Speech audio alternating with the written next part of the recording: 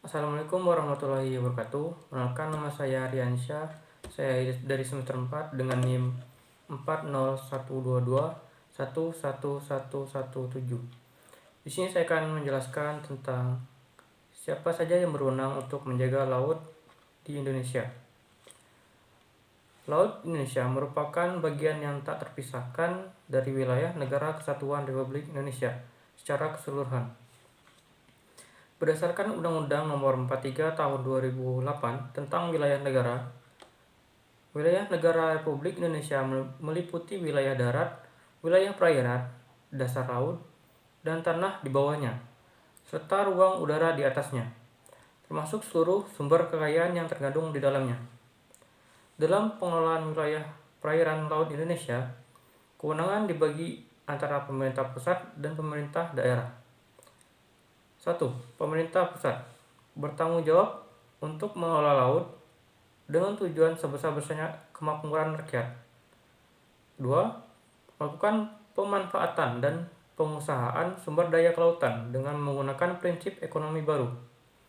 Yang ketiga, bidang pengelolaan meliputi perikanan, energi, dan sumber daya mineral, sumber daya pesisir, dan pulau-pulau kecil, serta sumber daya non-konvensional seperti industri kelautan, wisata bahari, penghubungan laut, dan bangunan laut. Selanjutnya, pemerintah daerah. 1. Memiliki kewenangan dalam mengelola wilayah perairan di tingkat lokal. Yang kedua, berperan dalam pengelolaan sumber daya kelautan yang berdampak langsung pada masyarakat setempat. Ketiga, dapat mengambil langkah-langkah sesuai dengan kondisi dan kebutuhan wilayahnya. Selain itu, terdapat beberapa lembaga penegak hukum yang memiliki tanggung jawab dan menjaga keamanan dan penegakan hukum di Laut Indonesia. Beberapa di antaranya adalah TNI Angkatan Laut, Polri, Direktorat Kepolisian Perairan, Kementerian Perhubungan, Dirjen Hubla,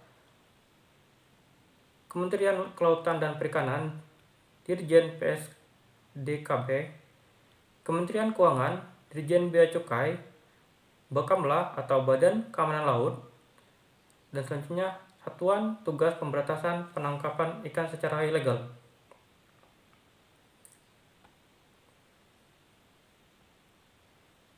Peraturan Pemerintah Nomor 13 Tahun 2022 tentang penyelenggaraan keamanan, keselamatan, dan penegak hukum di wilayah perairan Indonesia dan wilayah yurisdiksi Indonesia mempertegas peran Bakamla sebagai koordinator penegak hukum di wilayah laut Indonesia.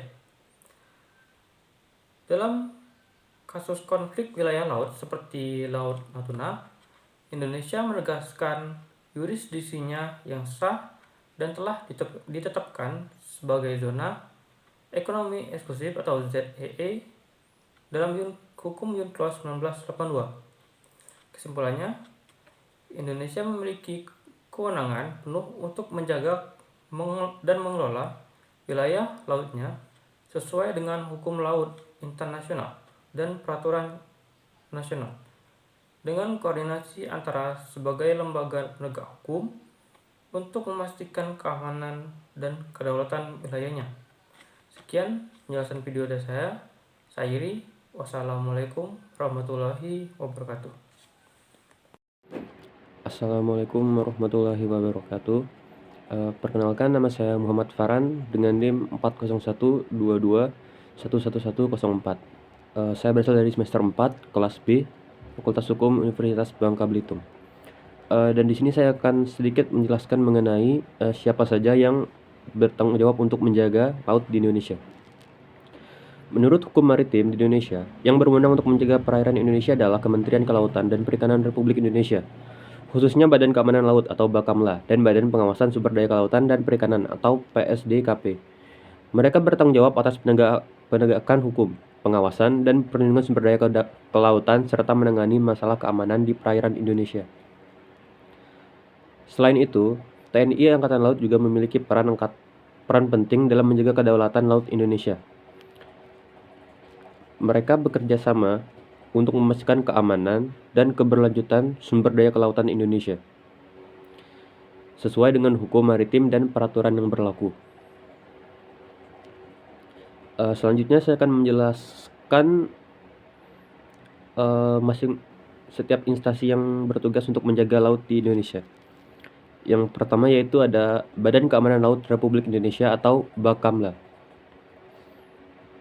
Bakamla adalah lembaga yang bertugas untuk melakukan patroli, keamanan, dan keselamatan di wilayah perairan Indonesia dan memiliki yurisdiksi Indonesia.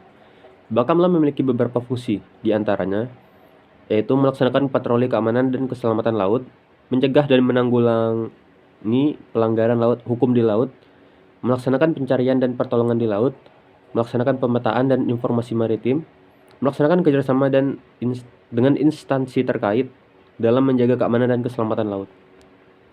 Yang kedua ada Kementerian Kelautan dan Perikanan atau KKP. KKP memiliki tugas dan fungsi untuk pengelolaan dan pemanfaatan sumber daya kelautan dan perikanan secara berkelanjutan. KKP memiliki beberapa fungsi, diantaranya perumusan, penetapan, dan pelaksanaan kebijakan di bidang kelautan dan perikanan. Pengelolaan ruang laut, pengelolaan sumber daya kelautan dan perikanan, pengawasan dan pengendalian kegiatan kelautan dan perikanan, pemberdayaan masyarakat kelautan dan perikanan. Yang ketiga adalah Tentara Nasional Indonesia atau TNI. TNI memiliki tugas dan fungsi untuk menjaga keamanan dan kedaulatan wilayah Negara Kesatuan Republik Indonesia atau NKRI, termasuk di wilayah laut. TNI memiliki beberapa fungsi, diantaranya melaksanakan operasi militer untuk perang, melaksanakan operasi militer selain perang, melaksanakan tugas pembinaan teritorial, melaksanakan tugas-tugas lain sesuai dengan ketentuan peraturan perundang-undangan. Yang keempat ada Kepolisian Negara Republik Indonesia atau Polri. Polri memiliki tugas dan fungsi untuk memelihara keamanan dan ketertiban masyarakat, termasuk di wilayah laut.